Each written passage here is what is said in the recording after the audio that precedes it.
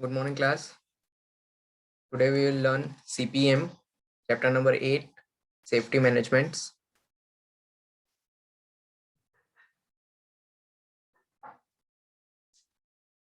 The topics which will be covered by us in today's lecture. All these topics are related to the safety management,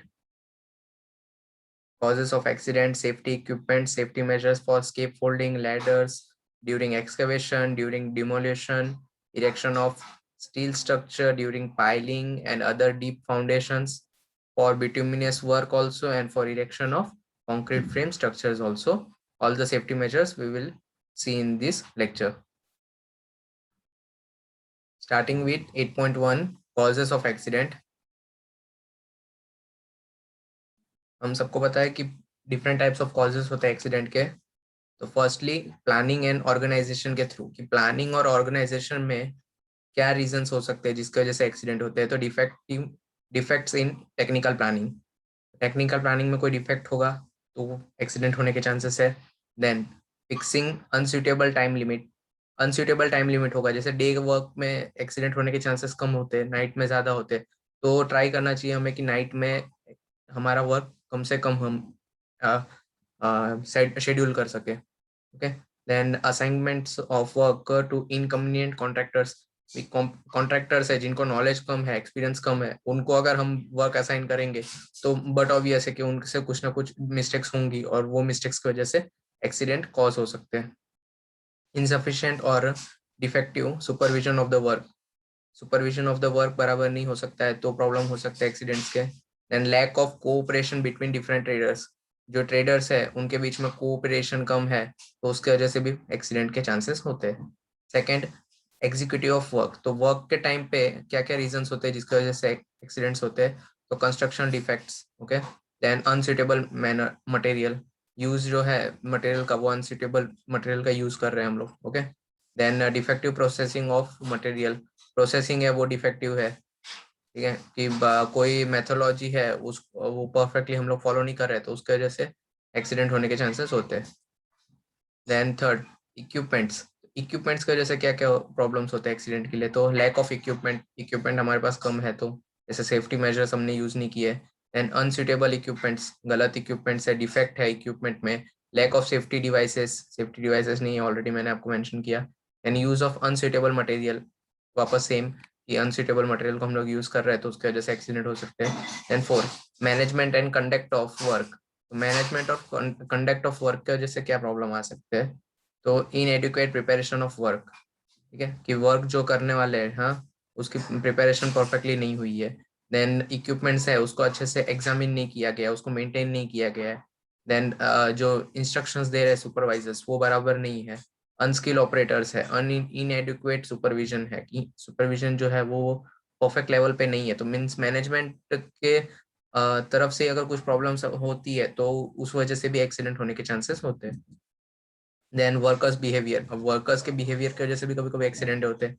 जैसे irresponsible act, कभी कभी वो लोग drink करके and ऐसे सब वो वर्क पे आते हैं तो वो उनके वजह से एक्सीडेंट होने के चांसेस होते हैं क्योंकि वो खुद ही अपने 100% कॉन्शियस माइंड में नहीं रहते इस वजह से. देन अनऑथराइज एक्ट, कि कुछ काम ऐसे होते हैं जो अनऑथराइजली करते हैं, मीन्स नहीं उनके रेंज में होता है तो भी वो काम करने जाते हैं और उसकी वजह से एक्सीडेंट होने के चांसेस होते हैं. Then carelessness, as usual carelessness की वजह से एक्सीडेंट्स होते हैं. देन अब इम्पोर्टेंस क्या है सेफ्टी का. तो इम्पोर्टेंस दो रीजंस होते हैं कि एक तो ह्यूमन नेरेशन कॉन्सर्न.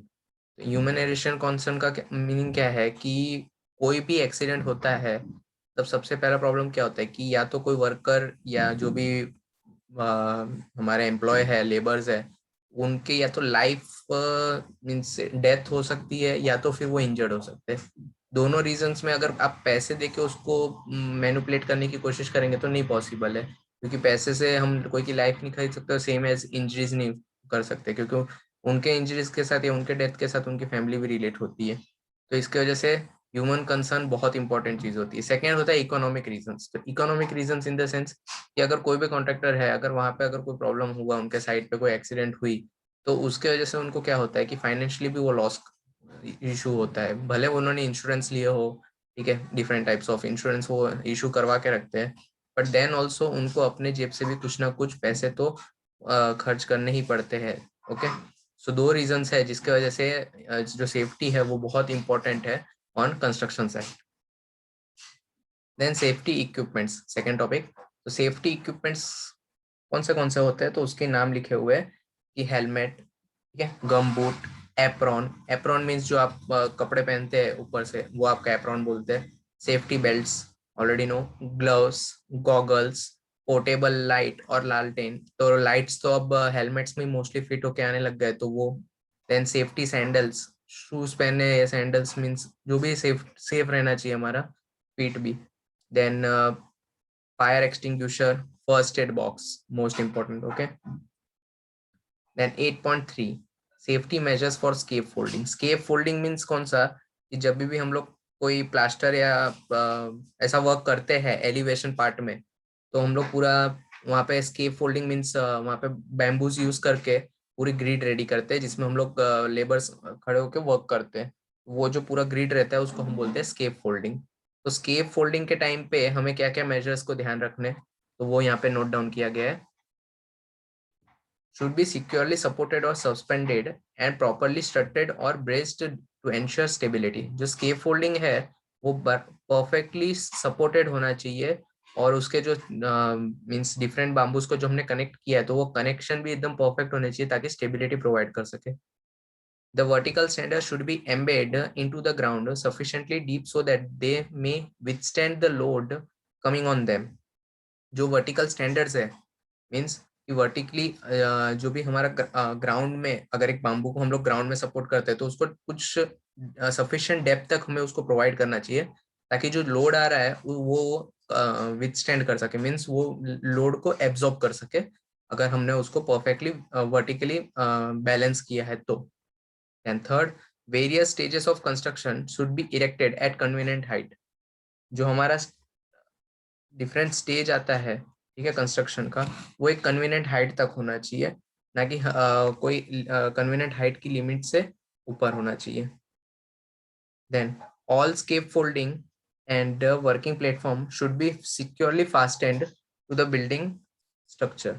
जो भी सारे स्केप फोल्ड्स है, स्केप फोल्ड्स में बैम्बूज यहाँ पे बोल रहे हैं, तो जो भी हमारे बैम्बूज है, या तो स्टील के भी स्केप फोल्डिंग आते हैं, तो स्टील के जो उसके रॉड्स होते हैं वो, फिर वर्किंग प्लेटफॉर्म में हम वुडन या स्टील के सेम वर्किंग प्लेटफॉर्म्स प्रोवाइड करते हैं। तो ये जो भी होता है उसको हम लोग को परफेक्टली फास्टेंड करना चाहिए, मीन्स अच्छे से उसको ज्वाइंट करना चाहिए विथ स्ट्रक्चर बिल्डिंग के साथ, ताकि वो अ, उसके अंदर बैलेंस बना रहे और कोई एक्सीडेंट होने के चांसेस ना बने। Then inclined rakers are provided to safeguard overturning. Inclined rakers भी प्रोवाइड करते हैं। रेकर्स मीन्स सपोर्ट प्रोवाइड किया जाता है, ठीक है। एक स्केप फोल्ड लगने के बाद उसके पीछे से उसको सपोर्ट प्रोवाइड करते हैं ताकि वो ओवरटर्न ना हो जाए, मीन्स स्ट्रक्चर के ऑपोजिट साइड में ना गिरे। इस वजह से ओवरटर्निंग का जो प्रॉब्लम है उसको मिनिमाइज करने के लिए इंक्लाइंड रेकर्स को प्रोवाइड किया जाता है। And the boarding over which mentioned seats should be sufficient width and strength to take up the load of the worker and the material। जो भी बोर्डिंग है मीन सिंपल है, जो पार्टीशन जिसपे वर्कर खड़े होके या बैठ के काम कर रहे हैं, ठीक है, वो इतना स्ट्रेंथ और इतना तो विथ होना चाहिए उसका, ताकि वर्कर का जो लोड है वो भी एब्जॉर्ब कर सके, साथ साथ मटेरियल भी कुछ रहते हैं तो उसका भी वो लोड एब्जॉर्ब कर सके। And the platform should be provided with the proper guardrail so that the mention and the workers may not fall। Platform जो है वो सिंपल है कि प्रॉपर गाइड रेल्स के साथ प्रोवाइड करना चाहिए, मतलब वहाँ पे कुछ रेलिंग्स होनी चाहिए ताकि अगर वर्कर्स जो है, जो भी वहाँ पे काम कर रहे हो, वो नीचे गिरे ना, इसकी वजह से उनको एक सेफ्टी प्रोवाइड होनी चाहिए। The putlogs should be inserted sufficient deep in the wall to avoid risk of it sliding. जो भी अगर वॉल के ऊपर जब हम स्केप फोल्डिंग लगाते हैं, तो कुछ वॉल के बीच में आपने देखा होगा कि 1 या 2 ब्रिक्स को रिमूव करके और वहां पे हम बैम्बूज या जो भी हमारी रॉड होती है उसको हम लोग वहां पे प्लेस करते हैं, ताकि वो एक सपोर्ट प्रोवाइड कर सकते हो। तो वो सपोर्ट क्यों प्रोवाइड करते हैं, कि जो रिस्क होता है कि स्लाइडिंग का, कि जो हमारा पूरा स्केप फोल्डिंग है वो एक बार जो स्लाइड हो सकता है, तो स्लाइड ना हो इसके लिए अच्छे से जो भी हमारा पुटलॉक्स यहाँ पे बोला गया है, तो पुटलॉक्स को हम लोग इजीली वहां पे अंदर इंसर्ट करेंगे जितना हो सके उतना, सफिशिएंट डेप्थ तक। when the work is over, the scaffolding should be dismantled step by step from the upper side. But obvious है स्केपफोल्डिंग जो है हमारा वो अप साइड से ही डिसमेंटल करना चाहिए, मतलब ऊपर जब हम ओपन करते हैं वर्क कंप्लीट होने के बाद, तो स्केपफोल्डिंग को ऊपर के साइड से ही चालू करना चाहिए ओपन करने के लिए. Then worker should not be allowed to light fire near the scaffolding. जैसे मैंने बताया कि बैम्बूज के मोस्टली स्केपफोल्डिंग हम यूज करते हैं, तो वहां पे फायर आसपास नहीं हो स्केपफोल्डिंग के, वो हमें ध्यान रखना चाहिए. ये टॉपिक्स है जो इम्पोर्टेंट थे स्केप फोल्डिंग रिलेटेड. अब सेफ्टी मेजर्स फॉर लैडर्स. अब हम जो लैडर्स यूज करते हैं, मतलब जो सीढ़ी यूज करते हैं, ठीक है, साइड पे, उसके लिए क्या सेफ्टी मेजर्स है? तो all the ladders should be designed for the loads this are required to carry. Ladders है वो एक सफिशिएंट लोड जो उसके ऊपर आने वाला है वो कैरी हो सके इतना, तो उसको उस हिसाब से डिजाइन करना होता है हमें. Then safety shoes shall be used to avoid danger of slipping. आप सेफ्टी शूज अगर पहन के वर्क कर रहे हैं लेडर्स के ऊपर, तो स्लीपिंग के चांसेस मिनिमाइज हो जाते हैं. Then ladder should used for heavy work should not be more than 6 meter long. अगर कोई हैवी वर्क के लिए हम यूज कर रहे हैं, जैसे कोई इक्विपमेंट हम यूज कर रहे हैं ऑन स्टैंडिंग ऑन लेडर, कि लेडर्स के ऊपर खड़े होकर हम लोग कोई इक्विपमेंट यूज कर रहे हैं, तो वो लेडर की हाइट 6 मीटर से ज्यादा लॉन्ग नहीं होनी चाहिए, क्योंकि उसके ऊपर तब लोड भी उस हिसाब से आ रहा है. Before use, all ladders should be tested for the design load. But obvious है लेडर को यूज करने से पहले उसका अच्छे से मेंटेनेंस देख लेना चाहिए और उसका टेस्टिंग कर लेना चाहिए कि वो उतना लोड सही में बेयर कर सकता है कि नहीं, सहन कर सकता है कि नहीं. To prevent slipping, a ladder should be secured at the top bottom end, sorry at the bottom end. Slipping नहीं हो सीढ़ी की, तो हमें क्या करना चाहिए कि जो डाउन पॉइंट है, मीन्स जो बॉटम एंड है, वहां पे अच्छे से उसको सपोर्ट देना चाहिए कि वहां पे वो अच्छे से खड़े रह सके. Metal stairs should not be used around electrical equipments. कोई भी इलेक्ट्रिकल वर्क के टाइम पे मेटल के सीढ़ियों पे यूज नहीं करने चाहिए, मेटल के जो स्टेयर्स है उसको यूज नहीं करने चाहिए, क्योंकि मेटल में इलेक्ट्रिसिटी फ्लो होता है. Okay. The user should use both hands and place his feet near the end of the rungs and not in the middle. Stairs को यूज करने की एक प्रॉपर वे है कि जो भी यूजर्स है उसको दोनों हाथों से सीढ़ियों को पकड़ना चाहिए. जो अपने वो पैर रख रहा है सीढ़ियों के बीच वाले पोर्शन पे, मीन्स उसको रंग्स बोलते हैं. तो ये जो हमारे रंग्स होते हैं, इसके ऊपर जब वो पैर रख रहा है तो उसको सेंटर में नहीं रख के कॉर्नर के साइड पे रखना चाहिए, क्योंकि आपको मालूम है कि जो उसके कॉर्नर पॉइंट्स है वहां पे वो जॉइंट होता है, तो जहां जॉइंट रहेगा वहां पे वो ज्यादा लोड ले सकता है, ना कि सेंटर में. सेंटर में वो अपना ही, मतलब जो उसकी खुद की कैपेसिटी है बस उतना ही लोड ले पाएगा, जबकि साइड में जॉइंट की वजह से उसकी कैपेसिटी बढ़ जाती है. तो साइड में ही हमें फीट रखना चाहिए हमारा, not in middle. And while using ladder one should not lead sideways more than 30 centimeters. एक लेडर पे आप खड़े होके साइडवेज में अगर आप वर्क कर रहे हो, कि आपके दोनों साइड लेफ्ट एंड राइट में वर्क कर रहे हैं, तो आप 30 सेंटीमीटर से ज्यादा अपने आप को झुकाइए मत वो साइड में, क्योंकि गिरने के चांसेस हो सकते हैं. ये थे measures, safety measures for ladders. इसमें कुछ और है दो तीन की. Defective ladders with missing rungs should not B use. Defective ladders को यूज नहीं करना चाहिए जिसके कुछ मतलब जो भी पार्ट्स है वो कंपोनेंट्स है वो टूटे हो, ठीक है, या मिसिंग हो. To prevent slipping, a ladder should be placed in such a way that it does not make an angle more than 75 degree with the ground. 75 degree से ज्यादा एंगल नहीं बनना चाहिए ग्राउंड से, ठीक है, वो हमें ध्यान रखना चाहिए लेडर का, ताकि स्लीपिंग प्रिवेंट हो सके. फॉर डैमेज और deterioration, wooden ladders should be inspected at least once. Maintenance के ऊपर ध्यान रखना चाहिए कि कितने डैमेज हुए हैं, जो भी है उसको हम लोग को प्रॉपरली वर्क करना चाहिए. वुडन लेडर्स में डैमेज होने के चांसेस काफी ज्यादा होते हैं.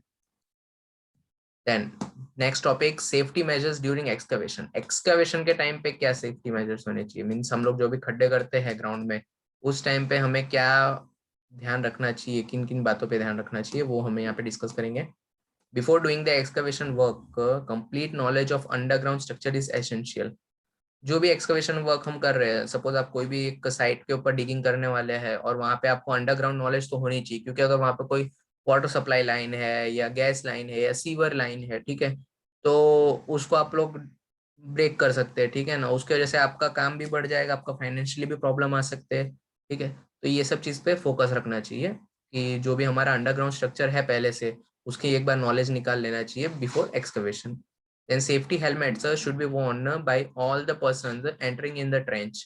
जो भी हम एक्सकवेट कर लेते हैं एरिया को, ठीक है ना, जो हमारा खड्डा पूरा रेडी होता है उसको हम ट्रेंच बोलते हैं। तो ट्रेंच में जो भी वर्कर्स उतर रहे काम करने के लिए, क्योंकि ऑलरेडी फाउंडेशन और वो सब ग्राउंड में ही होता है, डीप इनसाइड द ग्राउंड, तो फाउंडेशन या जो भी वर्क करने उतर रहे हैं नीचे पर्सन, हमारे वर्कर्स जो है, वो सेफ्टी हेलमेट्स हमेशा पहने होने चाहिए। Then trenches should be securely sorted और and timbered for depth exceeding 2 metre.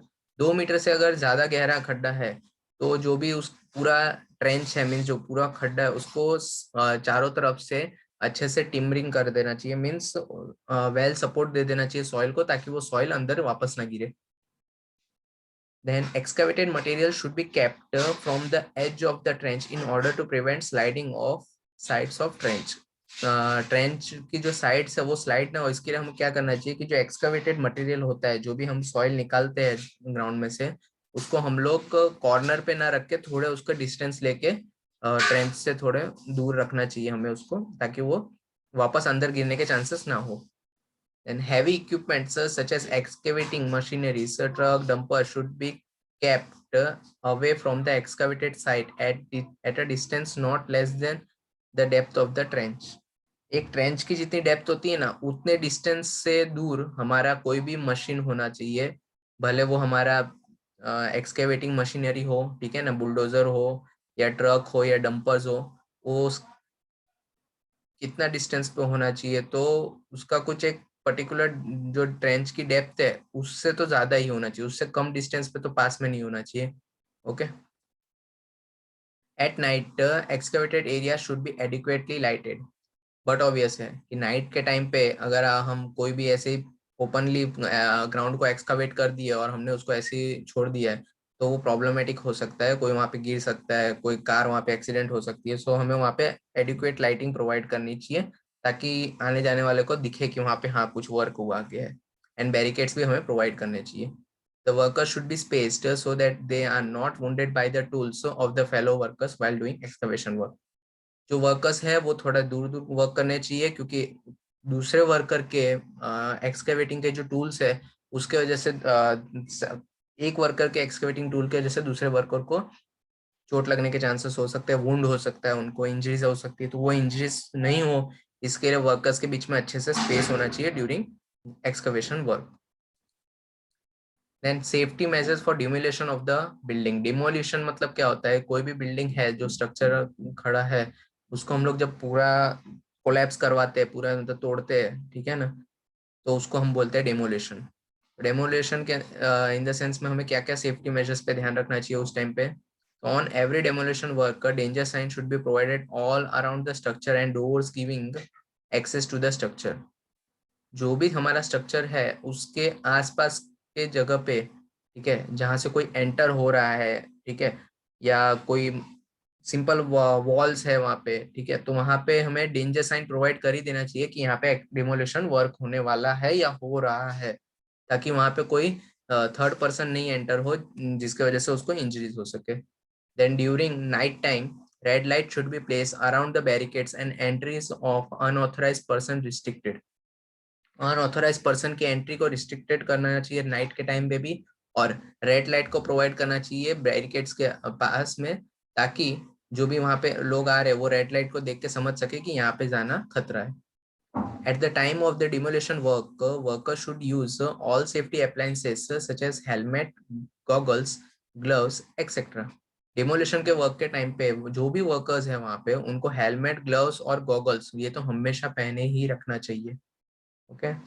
In case any danger is anticipated to the adjoining structure during the process of demolition, the same should be vacated to avoid any danger to human life. अगर कोई demolition work आप कर रहे हो और उसके आसपास का स्ट्रक्चर में भी कुछ खतरे हैं कि वो उसमें आपके डिमोलिशन वर्क के वजह से बाजू के स्ट्रक्चर में कोई प्रॉब्लम हो सकती है, तो वो स्ट्रक्चर को भी आपको वैकेंट करवा देना चाहिए बिफोर डिमोलिशन वर्क, ताकि अगर कोई प्रॉब्लम भी आए तो ह्यूमन लाइफ का डेंजर ना हो सके। Then the power on all the service line must be shut off and all the such line disconnected before the demolition work is started. Demolition के पहले सारे इलेक्ट्रिकल लाइंस को हमें शट ऑफ कर देना चाहिए और सारे को डिस्कनेक्ट कर देना चाहिए ताकि कोई प्रॉब्लम नहीं हो सके। All the gas water stream and other service lines same as it is है कि जैसे इलेक्ट्रिकल लाइन है वैसे गैस सप्लाई लाइन होगा, वाटर सप्लाई लाइन होगा, वो सब लाइंस और जितने भी सर्विस लाइंस होती है सबको हमें शट ऑफ कर देना चाहिए, simple, before the start of the demolition work. No demolition work should be carried out at night, specially when the structure to be demolish is in inhabited area. Inhabited area means अगर कोई residential area में कोई structure है, ठीक है, तो night में उसका डिमोलिशन नहीं करना चाहिए, क्योंकि कोई कुछ आइडिया नहीं होता नाइट में क्या चांसेस हो सकते हैं डिमोलिशन के टाइम पे। सो मैक्सिमम ट्राई होना चाहिए हमारा कि डे में ही डिमोलिशन होना चाहिए, with proper information to the other locality. जो भी हमारे आसपास के लोग हैं उनको इन्फॉर्म कर देना चाहिए, ताकि उनको पता चले कि हाँ कुछ ऐसा होने वाला है, तो वो उस हिसाब से प्रिपेयर हो सके। अब safety measures for erection of steel structure. जो भी हम स्ट्रक्चर रेडी कर रहे हैं, ठीक है, अगर वो स्टील स्ट्रक्चर है तो उस टाइम पे उसकी कंस्ट्रक्शन के टाइम पे हमें क्या सेफ्टी मेजर्स को, प्रिकॉशंस को ध्यान रखना चाहिए, वो हम यहाँ पे डिस्कस करेंगे। All the equipment such as gas cutting and welding sets, drills, power hawks, grinders etcetera should be checked periodically to ensure their safe working. जितने भी हमारे इक्विपमेंट्स है जो स्टील स्ट्रक्चर में यूज होंगे, डिफरेंट टाइप्स ऑफ इक्विपमेंट्स होते हैं, ठीक है ना, वो सारे इक्विपमेंट्स को पीरियोडिकली मींस मंथली या वीक वाइज चेक कर देना चाहिए, ताकि उनका जो वर्किंग है वो स्मूथ एंड सेफ रहे। Working parts of all the equipment should be provided with the safety guards. जो भी वर्किंग पार्ट्स है इक्विपमेंट्स के, ठीक है, वो सेफ्टी गार्ड्स के साथ ही प्रोवाइड किए होने चाहिए, ताकि कोई इलेक्ट्रिक शॉक या ऐसा प्रॉब्लम ना हो सके। Then rubber pipelines for oxygen and acetylene gas should regularly checked for leakage or damage. Leakage of gas from regulators, pipelines or connections with the gas torch should be rectified immediately. अगर कोई भी वहाँ पे जैसे steel structure है तो उसको, but obvious है वहाँ पे वेल्डिंग वर्क होगा, वेल्डिंग वर्क और गैस कटिंग होगी, तो गैस कटिंग और वेल्डिंग वर्क के लिए जो भी गैस लाइन हम या गैस प्रोवाइड करते हैं हम, तो उसकी जो पाइप्स है वो लीकेज तो नहीं है उसमें, या जो भी उसका कनेक्टिंग पॉइंट है वहां पे लीकेज नहीं है, तो वो सब हमें रेगुलरली चेक करना चाहिए, और अगर कुछ मिला तो तुरंत उसको पहले सॉल्व करना चाहिए, देन आगे वर्क कंप्लीट हमारा स्टार्ट करना चाहिए वापस। Workers engaged in gas cutting and welding operation should wear suitable gloves and apron and use proper welding screens. जो भी हमारे वर्कर्स है वहाँ पे जो गैस कटिंग और वेल्डिंग वर्क के अंदर इन्वॉल्व है, उस उनको प्रॉपर एप्रॉन, ग्लव्स और जो भी हमारा वेल्डिंग स्क्रीन होता है कि उनके आईज पे इफेक्ट ना हो, ठीक है, तो वो सारे इक्विपमेंट्स जो भी है सेफ्टी मेजर्स है वो उनको फॉलो करने चाहिए all the times. Power cable of all the equipment should be properly insulated and protected from the damage and cut. Steel structure है तो बहुत ऑब्वियस है कि इलेक्ट्रिसिटी के फ्लो होने के चांसेस हो सकते हैं, तो जितने भी हमारे इक्विपमेंट्स है उनके जितने पावर केबल्स होते हैं, मीन्स जो भी उसके केबल्स है जहां से उनको पावर सप्लाई मिल रहा है, वो सब पावर केबल्स को हमें प्रॉपरली इंसुलेटेड एंड प्रोटेक्टेड करना चाहिए, ताकि हमें कोई एक्सीडेंट फेस आउट ना करना पड़े। Danger sign should be prominently displayed on all poles of the overhead electric lines conductor used at the side। जितने भी ओवरहेड इलेक्ट्रिक लाइंस है, ठीक है ना, वहाँ पे डेंजर साइन को प्रोवाइड कर देना चाहिए पहले ही, ताकि वहाँ पे जो हमारे वर्कर्स वर्क कर रहे हैं उनको आइडिया होना चाहिए कि यहाँ पे इलेक्ट्रिकल लाइंस है, तो उससे हम लोग सेफली वर्क करें। Cut pieces and scrap should be stored at the appropriate place to avoid accident। जितने भी कट पीसेस एंड स्क्रैप होते हैं स्टील स्ट्रक्चर के टाइम, ड्यूरिंग स्टील स्ट्रक्चर, जो भी स्टील के स्क्रैप्स है उनको हमें एक प्रॉपर प्लेस पे रखना चाहिए, ना कि यहाँ वहाँ, ताकि कोई एक्सीडेंट होने के चांसेस ना हो। All lifting tools and tackles should be checked thoroughly before undertaking erection work. Erection work means जो भी हमारा कंस्ट्रक्शन वर्क हम कर रहे हैं सिंपल, वो टाइम पे हमें सारे लिफ्टिंग टूल्स जो भी हमारे इक्विपमेंट्स है, ठीक है, या जो भी हम दूसरे टूल्स यूज कर रहे हैं वो सबको प्रॉपरली चेक करना चाहिए, ठीक है। फिर ऑल इरेक्शन इक्विपमेंट्स जो भी हमारे क्रेन्स है, होइस्ट है, उनको भी हमें थॉरोली चेक करना चाहिए बिफोर वर्क, ठीक है। Then workers engage in erection workers should wear helmet and safety belts to avoid accident. जो भी वर्कर्स इन्वॉल्व है कंस्ट्रक्शन वर्क में स्टील स्ट्रक्चर के, उनको safety helmets and safety belts दोनों ऑलवेज पहन के ही रहना है। Then safety measures during piling. Piling means ground में जो हम पाइल करते हैं उसके लिए ही है, तो उस टाइम पे हमें क्या क्या सेफ्टी मेजर्स को फॉलो करना चाहिए। तो site of the work should be barricaded और watchman should be engage at that site. जो हमारा साइट है, ठीक है ना, जहाँ पे पाइलिंग हो रहा है वो अंडरग्राउंड पाइलिंग होती है, बट ऑब्वियस है, तो वहां पे उसको बैरिकेड कर देना चाहिए वो एरिया को, या तो वहां पे कोई प्रॉपर वॉचमैन ऑल टाइम होना ही चाहिए, ताकि वो साइट पे चेक कर सके कि कोई अनऑथराइज पर्सन वहां पे एंटर नहीं हो।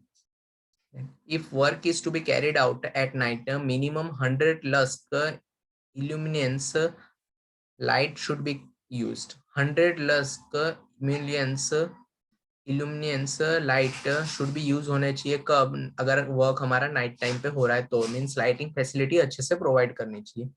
Safety sign board should be place at the site, जो भी हमारा साइट है वहां पे सेफ्टी साइन बोर्ड्स प्रोवाइड करने चाहिए कि यहाँ पे डेंजर है और यहाँ पे हम नहीं एंटर होने चाहिए, ऐसे सब साइन बोर्ड्स यूज करने चाहिए।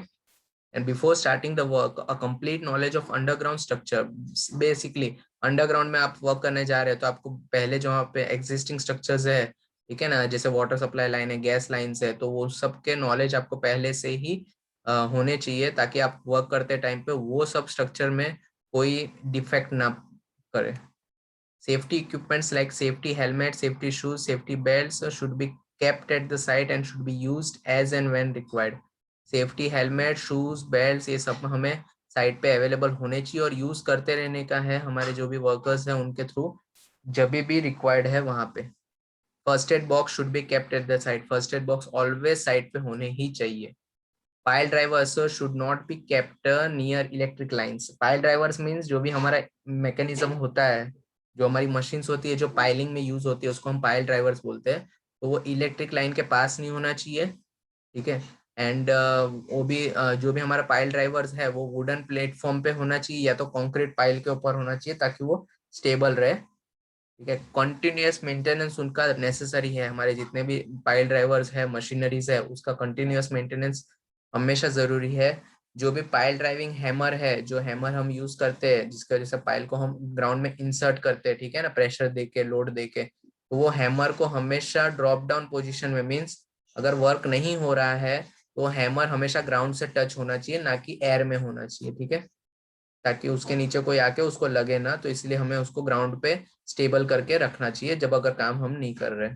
The labour handling sheet pile should wear gloves.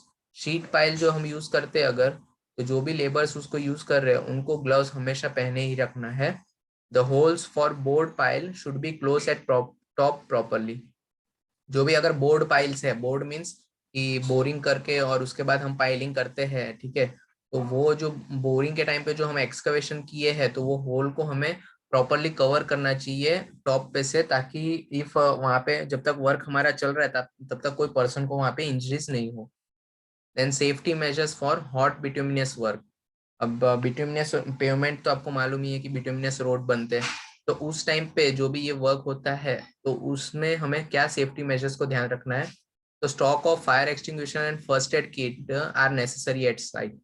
But obvious है, अगर आप इतने हॉट बिटुमिनस वर्क में वर्क कर रहे हैं तो उसमें फायर होने के चांसेस है, तो फायर एक्सटिंग्विशर और first aid kit always site पे अवेलेबल होने चाहिए। Workers engage on job involving handling of hot bituminous should use protective wears such as boots, goggles and helmets. जो भी हमारे वर्कर्स है जो साइट पे वर्क कर रहे हैं, ठीक है, कौन से कि हॉट बिटुमिन है उसके हैंडलिंग का जो वर्क कर रहे हैं, तो उनको properly boots, gloves, goggles, helmets ये सब पहन के वर्क करना है, ताकि उनको कोई इंजरीज ना हो। Working platform should be provided with hand rails and pulleys, belts and drive mechanism should all be protected by suitable guards। जो भी हमारा वर्किंग एरिया है वहां पे हमें ध्यान रखना है हॉट मैकेनिज्म के वर्किंग एरिया के पास कि सुटेबल गार्ड्स वहां पे प्रोवाइड हुए रहे, मीन्स रेलिंग्स रहे, ताकि कोई पर्सन को वहां पे इंजरीज नहीं हो। Compressors, electrical installations and other equipment such as elevators and conveyors should be adequately protected from the weather, mechanism damage and dust particles। जो भी हमारा कंप्रेसर एंड इलेक्ट्रिकल जितने भी हमारे इक्विपमेंट्स है वो weather, mechanical damages and dust particles से दूर होने चाहिए और प्रोटेक्टेड होने चाहिए, ये हमें फोकस आउट करना होता है। व्हेन बिटुमिनेंट प्लांट, बिटुमिन जो प्लांट होता है हमारा वहां पे, अगर वो प्लांट अगर पब्लिक रोड पे है, ठीक है, तो हमें ध्यान रखना है कि an adequate traffic control system must be establish.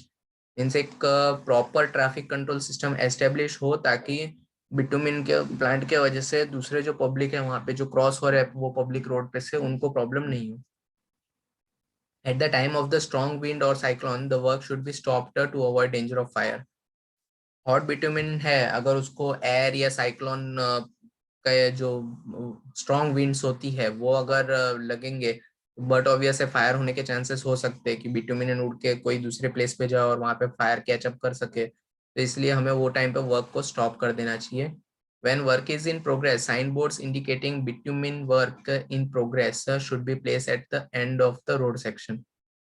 But obvious है अगर कहीं भी हम वर्क कर रहे हैं बिटुमिनस का, ठीक है ना, तो वहाँ पे साइन बोर्ड्स को हमें प्रोवाइड करना ही चाहिए जो बताएंगे कि यहाँ पे कोई बिटुमिन वर्क हो रहा है। ठीक है, तो वो पूरा सेक्शन को हम जब बैरिकेड करते हैं तो वहाँ पे बोथ एंड्स पे हमें ये साइन बोर्ड्स को रखना चाहिए ताकि वहाँ पे लोग जो आ रहे हैं उनको पहले से एक डेंजर साइन के तौर पे इंस्ट्रक्ट हो जाए कि हाँ यहाँ पे हमें नहीं एंटर करना है। Only half width of road should be taken for work at the time so that other side of road can be utilized for traffic movement. But obvious है एक पूरा रोड है, ठीक है, जिसका हमें मेंटेनेंस या बिटुमिन वर्क करना है पेमेंट का, तो हमेशा हाफ रोड को ही हमें एट अ टाइम लेना चाहिए वर्क के लिए। और क्योंकि दूसरा जो हाफ रहेगा उस पे से हम ट्रैफिक की मूवमेंट करवा सकते हैं, पूरे रोड को हम ब्लॉक नहीं कर सकते इसके लिए। Do not use open flame to check bitumen content in the boiler. कभी भी ओपन वर्किंग बॉयलर्स को चेक नहीं करना चाहिए कि बिटुमिन वहां पे कंटेंट कितना है, उसके वजह से आपको इंजरीज हो सकती है। ठीक है, the vessels used for bitumen heating bitumen should be kept away from other inflammable materials. जो भी वेसल में हम बिटुमिन को हीट करने वाले हैं उसको बाकी कोई भी ऐसा मटेरियल जिसमें फायर लगने के चांसेस है वैसे मटेरियल से दूर रखना चाहिए हमें। डू नॉट हीट बिटुमिन और tar in the open drum. Open drum में कभी भी बिटुमिन या जो भी हमारा कोल टार होता है, ठीक है, उसको हमें कभी भी हीट नहीं करना चाहिए। ओके, हमेशा क्लोज वेसल को ही यूज करना चाहिए for heating of bitumen. Last topic हमारा कि safety measures erection of concrete frame structure. जो कंक्रीट फ्रेम स्ट्रक्चर है उसके वर्किंग के टाइम पे हमें क्या फोकस रखना चाहिए, ठीक है, कि क्या सेफ्टी मेजर्स हमें यूज करना है कंस्ट्रक्शन साइट पे। तो construction site should be barricaded by fencing and guide rails. तो फेंसिंग या गाइड रेल्स के थ्रू हमें उसको बैरिकेड कर देना है पूरे साइट को। Loading and unloading of material should be carried out when intensity of traffic is load. Loading and unloading जो हमारा वर्क हो रहता है मटेरियल्स का, वो हमें जब हमारा ट्रैफिक इंटेंसिटी कम हो वो उस पर्टिकुलर एरिया में उस टाइम पे ही रखना चाहिए, मे बी इन नाइट और maybe early morning. Okay, before placing concrete in form work the amount and spacing of reinforcement must be check. जो भी हम कंक्रीट को प्लेस कर रहे हैं फॉर्म वर्क में, ठीक है ना, तो रेनफोर्समेंट का जो अंदर हमने रेनफोर्समेंट प्रोवाइड किया उसकी स्पेसिंग मींस उसकी डिटेलिंग एक बार चेक कर लेना चाहिए before form work. At the site, all the workmen should worn helmet, safety shoes, etc. जो भी हमारा साइट है वहाँ पे जितने भी वर्कमेंस है उनको हेलमेट्स और safety shoes always wear up करना ही चाहिए। The scaffolding made for concreting work should be strong. जो भी हम स्केप फोल्डिंग वर्क वहाँ पे रेडी करने वाले हैं कॉन्क्रीटिंग वर्क के लिए वो एकदम स्ट्रॉन्ग होने चाहिए। मीन्स ऑलवेज जो भी हम मशीनरी के थ्रू हमारा जो स्लैब के कॉन्क्रीटिंग करते हैं तो वो जो पूरा मशीनरी वो स्केप फोल्डिंग पे रन करता है, तो स्केप फोल्डिंग उतना स्ट्रांग होना चाहिए कि इतना हैवी कॉन्क्रीटिंग वर्क को वो बियर कर सके, उसको एब्जॉर्ब कर सके उसका लोड को। Nobody should be allowed to go below slab when centering is in position. Centering के टाइम पे स्लैब के नीचे कोई को भी अलाउड नहीं है क्योंकि वहां पे सेंटरिंग फॉल होने के चांसेस हो सकते हैं, हमारा पूरा स्ट्रक्चर फॉल हो सकता है, उसके चांसेस रहते हैं। And first aid box should be kept at site. First aid box is must required at site. Okay, so हमने सेफ्टी के रिगार्डिंग सारे डिस्कशंस कर लिए जो एक सिविल इंजीनियरिंग साइट के ऊपर जितने भी हमारे डिफरेंट साइट्स है वहाँ पे जितने भी वर्क हम करते हैं डिफरेंट टाइप ऑफ वर्क उनमें हमें क्या क्या सेफ्टी मेजर्स को ध्यान रखने हैं वो हमने डिस्कस किया हुआ है। यहाँ हमारा ये चैप्टर कंप्लीट होता है। Thank you.